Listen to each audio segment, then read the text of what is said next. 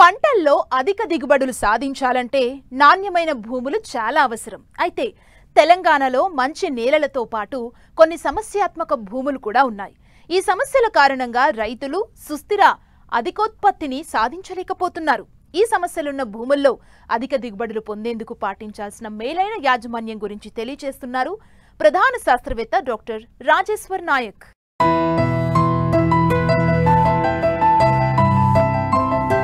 తెలంగాణలో వరి, నూనె గింజలు, ఉద్యాన పంటలు, కూరగాయలు అధిక విస్తీర్ణంలో సాగవుతాయి.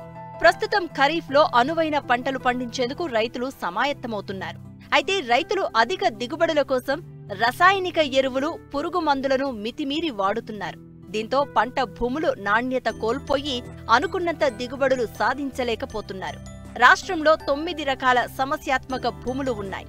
వీటిలో లోతు తక్కువ భూములు, తక్కువ నీటి నిల్వ శక్తిగల భూములు, గట్టిపొర భూములు, మాగాణిలో ఆరుతడి భూములు ఉన్నాయి.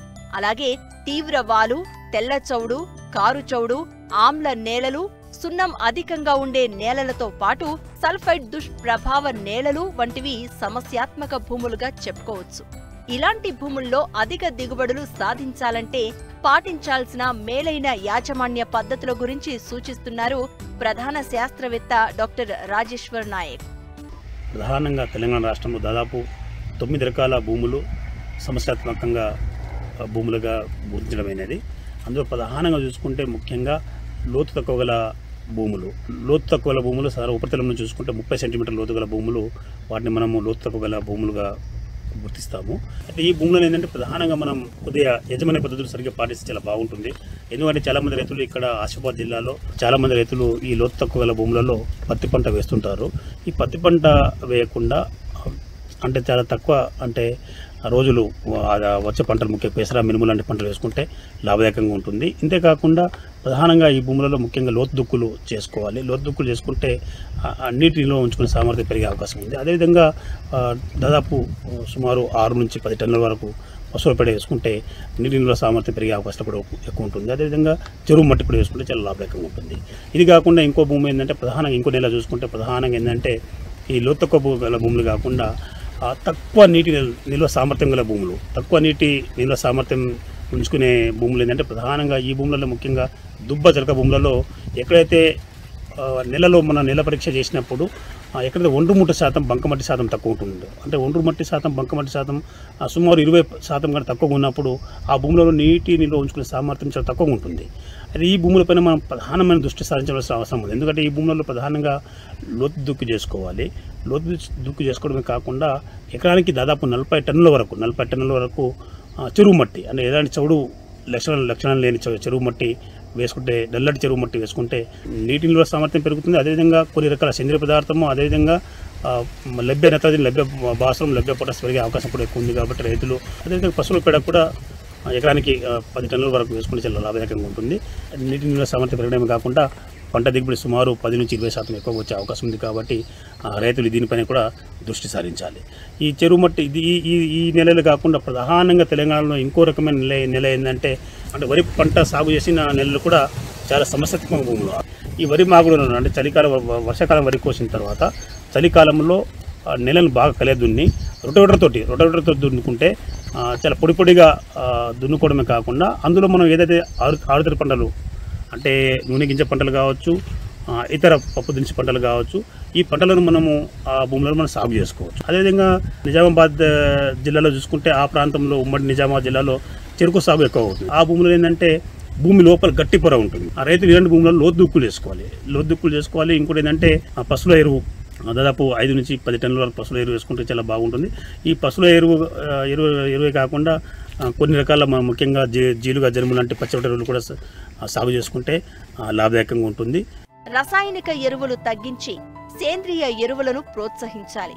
అప్పుడే భూముల్లో పోషకాలు పెరిగి పంటకు బలం చేకూరుతుంది. మరోవైపు సమస్యాత్మక భూముల్లో చెరువు మట్టి, పశువుల ఎరువును తోలించి దుక్కిలో కలియదున్నాలి. దీంతో భూముల్లో పంటకు అందించే నాణ్యత పెరుగుతుంది. మరోవైపు ఆయా నేలలకు అనువైన పంటలను ఎంచుకుని సాగు చేస్తే అధిక దిగుబడులు సాధించవచ్చని సూచిస్తున్నారు. ఇది కాకుండా ప్రధానంగా ఇంకో సమస్య ఏంటంటే మన తెలంగాణ జిల్లాలో అంటే చౌడు రెండు రకాలుగా ఉంటుంది. ఒకటి తెల్ల చౌడు లేదా పాల చౌడు, ఇంకోటి కారు చౌడు లేదా నల్ల చౌడు ఉంటుంది.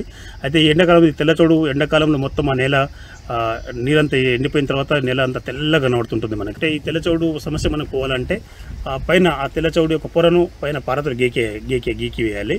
అదేవిధంగా ఆ తెల్ల చౌడు గల పొలాన్ని బాగా దున్ని చిన్న చిన్న మడులుగా తయారు చేసుకొని ఆ మడులలో నీటిని 15 సెంటీమీటర్ల లోతు వరకు నీటిని నిల్వ చేసి ఆ నీటిని ఆ నెలలో ఇంకేటట్టు చేసుకుంటే మళ్ళీ మురుగునీటి పోవడానికి లోతైన కాలువలు తవ్వుకోవాలి. ఈ విషయాన్ని కూడా గమనిస్తే చాలా బాగుంటుంది. ఇంకో ప్రధానమైన సమస్య మన భూమిలో ఏంటంటే కారు చౌడు, నల్ల చౌడు నెలలు కూడా ఉంటాయి.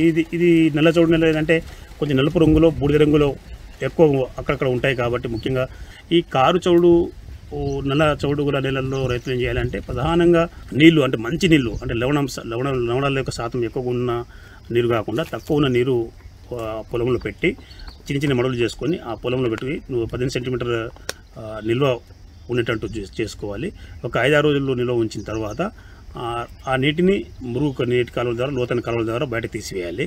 ఒకవేళ మార్పిడి చెందే సోడియం శాతం 10 కంటే ఎక్కువ ఉన్నప్పుడు, అదే ఉదయం శాతం 8.5 కంటే తక్కువ ఉన్నప్పుడు, లవణాల శాతం 4 కంటే ఎక్కువ ఉన్నప్పుడు ప్రధానంగా ఏంటంటే ఈ భూములలో జిప్సం భూసార పరీక్ష ఆధారంగా జిప్సం ఎరువులను వేసుకోవాలి.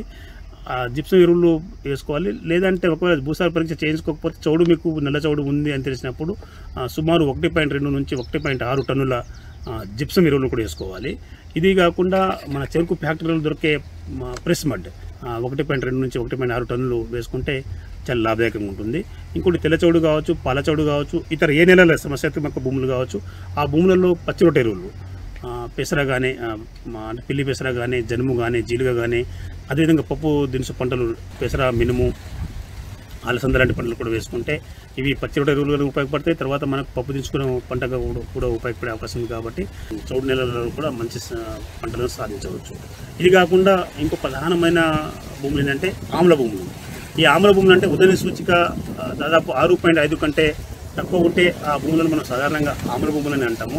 బాగా ఎర్రటి మట్టి ఉన్నాయంటే అది ఆమ్ల గుణం ఎక్కువ ఉంటుంది. ఎర్ర మట్టిలో ఏంటంటే ఫెర్రస్ ఆక్సైడ్ అంటే ఇనుము సంబంధిత ఆక్సైడ్లు, అల్యూమినియం సంబంధిత ఆక్సైడ్లు ఎక్కువ ఉంటాయి. కాబట్టి ఆ భూములలో ప్రధానంగా చూసుకున్నప్పుడు ఏంటంటే సున్నం వేసుకోవాలి. ఎందుకంటే ఇక్కడ సున్నం శాతం తక్కువ ఉంటుంది కాబట్టి సున్నం వేసుకుంటే ఈ భూములలో మనం పంట గణనీయంగా పండించవచ్చు. భూసార పరీక్ష ఆధారంగా ఎకరానికి సున్నం దాదాపు 2 టన్నుల వరకు వేసుకోవచ్చు. లేదంటే ప్రెస్ మడ్, చెరుకు ఫ్యాక్టరీలో దొరికే ప్రెస్ మడ్ కూడా వేసుకోవచ్చు. అదేవిధంగా మనం కొన్ని రకాల పంటలు అంటే సేంద్రియ కర్బనం పెరగడానికి పెసర, మినుము లాంటి పంటలు కూడా మనం సాగు చేసుకోవచ్చు. ఇంకో భూములు ఏంటంటే ప్రధానంగా సున్నం శాతం కలిగిన భూములు. సున్నపు భూములు అదే పశువుల పేడ దాదాపు 10 టన్నుల వరకు వేసుకుంటే లాభదాయకంగా ఉంటుంది.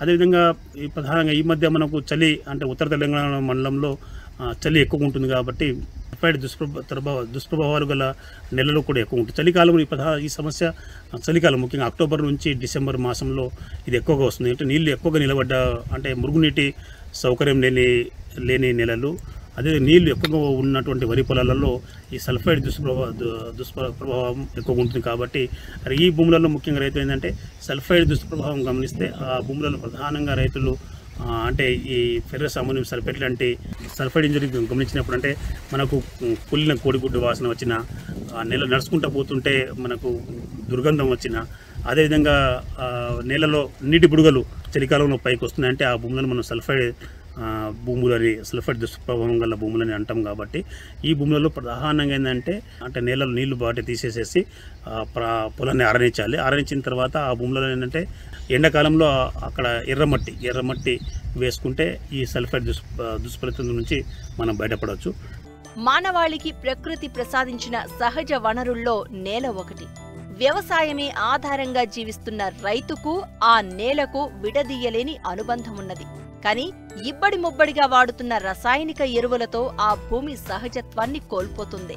పంట ఉత్పత్తులు విషతుల్యమవుతూ ఉండగా నేల ఆరోగ్యమే కాదు, మానవ ఆరోగ్యము దెబ్బతింటున్నది. ఇలాంటి పరిస్థితుల్లో నేల తల్లిని కాపాడుకోవాల్సిన అవసరం ఎంతైనా ఉన్నది. భూమి గుణం, దాని సారం తెలుసుకుని శాస్త్రవేత్తల సూచనలు పాటిస్తూ సాగు చేస్తేనే ప్రతిఫలం వస్తుంది. నాణ్యమైన దిగుబడులు రావడంతో పాటు లాభాల బాట పట్టే అవకాశముంటుంది.